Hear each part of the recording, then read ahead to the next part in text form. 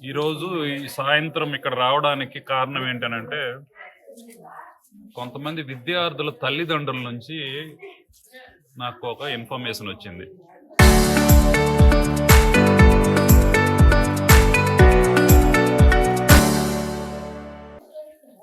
హాస్టల్లో పిల్లలకి ప్రొవైడ్ చేసిన వసతులు అంతగా బాగలేవండి, ఇబ్బందులు పడుతున్నారని చెప్పేసి. ఈరోజు ఉదయమే వద్దాం అనుకున్నాము, కాకపోతే ఆదివారము సెలవుకి ఇంటికెళ్ళి ఉంటారు కాబట్టి సోమవారం తెల్లారి అందరూ వచ్చుండ్రు అని చెప్పేసి సాయంత్రం రావడం జరిగింది. ఇక్కడికి వచ్చి కనిపిస్తే హాస్టల్లో పిల్లల ఇబ్బందులు మాట్లాడడానికి నాకు అర్హత ఉంది. ఎందుకనంటే starting first standard third class నుంచి, ఫస్ట్ స్టాండర్డ్ నుంచి ఫోర్త్ నుంచి నా ఇంజనీరింగ్ వరకు నేను గవర్నమెంట్ హాస్టల్లో, ఇదే బీసీ హాస్టల్లో, గవర్నమెంట్ కాలేజీలో చదువుకున్నాను కాబట్టి హాస్టల్ విద్యార్థుల ఇబ్బందులు ఏంటనేది నాకు బాగా తెలుసు. అప్పటికి ఇప్పటికీ పెద్ద మార్పు అయితే నాకు కనిపించడం లేదు. హాస్టల్ బిల్డింగ్కి ఎంట్రన్స్లో గేట్ లేదు. అటువైపు కాస్త వెళ్తే స్నానానికి ఏర్పాటు చేసిన పైప్ లైన్లు పూర్తిగా లీక్లు ఉన్నాయి. ఇంకాస్త దూరం వెళ్తే కనుక టాయిలెట్స్ ఎంత దారుణంగా ఉన్నాయనంటే అక్కడ వెళ్ళి మీరు అర సెకండ్ కూడా నిల్చోలేరు. టాయిలెట్స్కి రన్నింగ్ వాటర్ లేదు, డోర్స్ బాగాలేవు, క్లీనింగ్ లేదు, కంప్లీట్గా ఇన్హైజెనిక్గా ఉన్నాయి. అక్కడికి పిల్లలు కనుక టాయిలెట్స్ యూజ్ చేస్తే ఖచ్చితంగా సిక్ అవుతారు.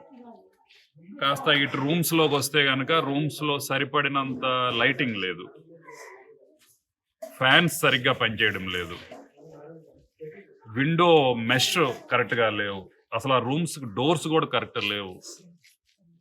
ఆ తర్వాత పెచ్చులు ఊడిపోయినాయి, బిల్డింగ్ పెచ్చులు ఊడిపోయినాయి. ఇంకా చెప్పాలంటే స్టాఫ్ వరకు వస్తే కనుక ఇక్కడ రమారమి 54-55 మంది పిల్లలు ఉన్నట్లు తెలుస్తుంది. అందులో 24 మంది 10th క్లాస్ పిల్లలు. 10th క్లాస్ అంటే ప్రతి విద్యార్థికి అత్యంత కీలకమైన ఫేజ్ అది. స్కూల్లో క్లాస్ రూమ్లో అయ్యాక ఇక్కడికి వచ్చాక స్టడీ అవర్స్ కండక్ట్ చేయడానికి ట్యూటర్స్ ఉండాలి. ట్యూటర్స్ లేరు, నైట్ వాచ్మెన్ లేరు, అటెండర్స్ లేరు. అసలు పిల్లలు వేసవిలో ఫ్యాన్లు పనిచేయక ఈ దోమల్లో ఎలా పడుకుంటున్నారన్నది నాకు తెలియడం లేదు. పాపము ఎక్కడెక్కడో దూర ప్రాంతాలు, మారుమూల గ్రామాల నుంచి ఈ రోజులకు కూడా ప్రభుత్వ హాస్టల్కి వచ్చి ఎవరైనా జాయిన్ అవుతున్నారంటే వాళ్ళు అత్యంత నిరుపేద కుటుంబాల నుంచి వస్తున్నట్లు. నేను ఇక్కడ ఉన్న అధికారులకు కానీ, సంబంధిత అధికారులకు కానీ, ప్రజాప్రతినిధులకు కానీ ఒకటే ప్రశ్న: ఆ పిల్లలు మన పిల్లలు అయితే మీరు ఎట్లా చూస్తూ ఊరుకుంటారా? ఆ పిల్లలు గనక మన పిల్లలే అయితే గనక తాగడానికి మంచి నీరు కూడా లేకుండా ఆర్ఓ ప్లాంట్ తెచ్చిపెట్టినారు, ఫిక్స్ చేయడానికి లేదు. దోమలతో సహవాసం చేస్తూ చదువుకుందామంటే ప్రాపర్ లైటింగ్ కూడా లేదు. చిన్న పిల్లలయ్యా నైట్ టైము యూరినల్స్కి కానీ నేచురల్ స్కాల్స్కి వెళ్ళాలనంటే బయటికి వెళ్ళి ఏదైనా ప్రమాదం జరిగితే ఏంటి? డోర్స్ బాగాలేవు, చాలా పోరస్గా ఉన్నాయి, పాములు తేళ్ళు ఇవన్నీ లోపలికి వచ్చే పరిస్థితి ఉంది. నైట్ వాచ్మెన్ కూడా లేదు. నైట్ టైం వాళ్ళకి ఏదైనా ఆపద జరిగితే ఎవడు బాధ్యత తీసుకుంటాడు? చిన్నపిల్లలు ఎవరికి చెప్పుకుంటారు? ఇదే మనం చేస్తున్న నిర్వాకం. ఇది తప్పు మాత్రమే కాదు, ఇట్స్ ఏ క్రైమ్. ఇది కరెక్ట్ కాదు. చిన్నపిల్లలు పెరుగుతున్న వయసులో సరైన ఆహారంతో పాటు సరైన ఎన్విరాన్మెంట్లో ఉంటేనే కనుక వాళ్ళు మానసికంగా, శారీరకంగా మెరుగుదల ఉంటుంది. ఇట్లాంటి వసతుల్లో, ఇట్లాంటి ఆహారం తింటూ, ఇట్లాంటి చదువులు నేర్పితే మనం ఎటువంటి సమాజం నిర్మాణం చేస్తున్నామో తెలీదు. మీకు అర్థం కాదు. ఎందుకనంటే బాగా బలిసిన కుటుంబాల నుంచి వచ్చిన వాళ్ళకి పేదవాళ్ళ యొక్క రంగు, రుచి, వాసన తెలియదు. పూట గడవక కుటుంబంలో పిల్లల్ని పోషించుకోలేక ఇట్లాంటి హాస్టల్లో పెడతారు.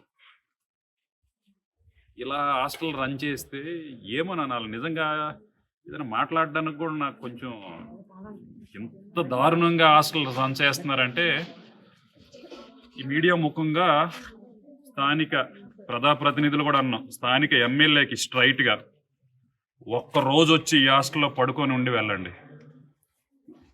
ఈ హాస్టల్ పిల్లలు ఉన్న రూముల్లో వాళ్ళ హాస్టల్ పిల్లలు ఉపయోగిస్తున్న బాత్రూంలో టాయిలెట్స్లో ఉపయోగించి ఈ హాస్టల్ పిల్లలకు పెడుతున్న ఫుడ్ తిని ఒక్కరోజు నైట్ వచ్చి స్టే చేసి వెళ్ళండి. If you are comfortable with these facilities it's okay, otherwise revamp the facilities. I'm really sorry. ఇంత దారుణమైన పరిస్థితుల్లో ఈ రోజుల్లో కూడా 2026వ సంవత్సరంలో ఉన్నాం మనం. స్టాన్ఫోర్డ్ నుంచి డౌన్లోడ్ అయిన వ్యక్తి విద్యాశాఖ మంత్రిగా ఉన్న ఒక హాస్టల్లో, ఒక రాష్ట్రంలో, అత్యంత వెనకబడిన మన ప్రాంతంలో బీసీ హాస్టల్లో చదువుకుంటున్న పిల్లల పరిస్థితి ఎలా ఉందయ్యా అని అంటే, కనీసం bear minimum portable drinking water కూడా సరిగ్గా అందించలేక న్యాచురల్ కాల్స్ వస్తే బయటికి పరిగెత్తుకొని ప్రమాదాలకు గురయ్యే పరిస్థితి ఉంది. నేనైతే కనుక ఇప్పుడు ఇక్కడి నుంచి వెళ్ళిన వెంటనే కలెక్టర్ గారి దృష్టికి తీసుకెళ్తాను. నా తరఫున నేను చేయగలిగే ఆ ఫ్యాన్లు గట్రా రిపేర్లు చేయించే ప్రయత్నం చేస్తాను. వ్యక్తిగతంగా మనం చేయగలిగే చాలా తక్కువ ఉంటుంది. సిస్టమ్ రన్ చేయాల, వ్యవస్థలు పనిచేయాల. చూడండి పిల్లల ముఖాలు చూడండి. రెండో పూట స్నానాలు చేయడానికి కూడా నాకు తెలిసి ఎవరు చేసినట్లు లేరు. మినిమం ఫెసిలిటీస్ కూడా లేకపోతే ఎట్లయ్యా? అసలు ఎందుకు మనము మన బతుకులు మనం బతకలేమో? రాజకీయాలకు రావడం దేనికి? చిన్న చిన్న విషయాల్లో దృష్టి పెట్టి ఇంప్రూవ్ చేయకపోతే ఇంక దేనికయ్యా? చాలా చిన్న విషయము. It's a phone call away. Warden కూడా లేడు, డెప్యుటేషన్ ఏమంటారు, రెండో హాస్టల్కో మూడో హాస్టల్కో ఒక అతను ఉన్నాడు. This is not correct. నేను మళ్ళీ రిపీట్ చేస్తున్నాను, గౌరవ ఎమ్మెల్యే గారు దయచేసి వచ్చి ఈ హాస్టల్లో ఇదే పిల్లలతో ఒకరోజు స్టే చేయండి. వాళ్ళ ఇబ్బందులు మీకు తెలుస్తాయి. లేదు ఆ పిల్లలే మన పిల్లలు అని ఫీల్ అవ్వండి.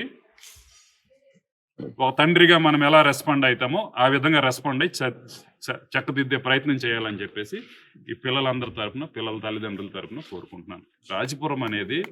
రాజపురం స్కూల్ అనేది ఒకప్పుడు ప్రతి ఒక్క విద్యార్థికి, చుట్టుపక్కల గ్రామాల వాళ్ళకి రాజపురం స్కూల్లో చదువుకోవాలి, అక్కడ మంచి టీచర్లు ఉన్నారు, విద్యార్థుల భవిష్యత్తు బాగుంటుందని చెప్పేసి అటువంటి రాజపురం స్కూల్లో చదువుకుంటున్న పిల్లలు ఉంటున్న హాస్టల్ ఎంత దారుణంగా ఉందయ్యా అని అంటే, కుక్కలతో దోమలతో సహవాసం, గడియలు లేని ఏమంటారు గొలుసులు లేని డోర్సు, తిరగని ఫ్యాన్లు, కనీసం చదువుకుంటామంటే ప్రాపర్ లైటింగ్ కూడా లేదయ్యా.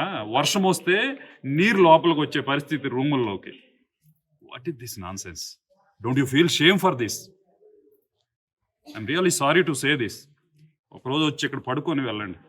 నేను ఈరోజు తిన్నా ఆ పిల్లలతో, తింటే అర్థమవుతుంది. నాకైతే ఉప్పు కారం ఏమి సరిపోయినట్లు అనిపించలే. పాపం తెలియదు కదా, పేద పిల్లలు కదా, అదే పరమాన్నం అని తింటున్నారు. ఆలోచించండి, చక్కదిద్దే చర్యలు తీసుకుంటారని ఆశిస్తున్నాం. లేకపోతే మేము చేయగలిగేది ఏముంది? సంబంధిత అధికారుల దృష్టికి, కలెక్టర్ దృష్టికి ఎక్కడైతే పరిష్కారం అవుతుందో అక్కడికి వెళ్ళి మా ప్రయత్నం అయితే మేము చేస్తాం.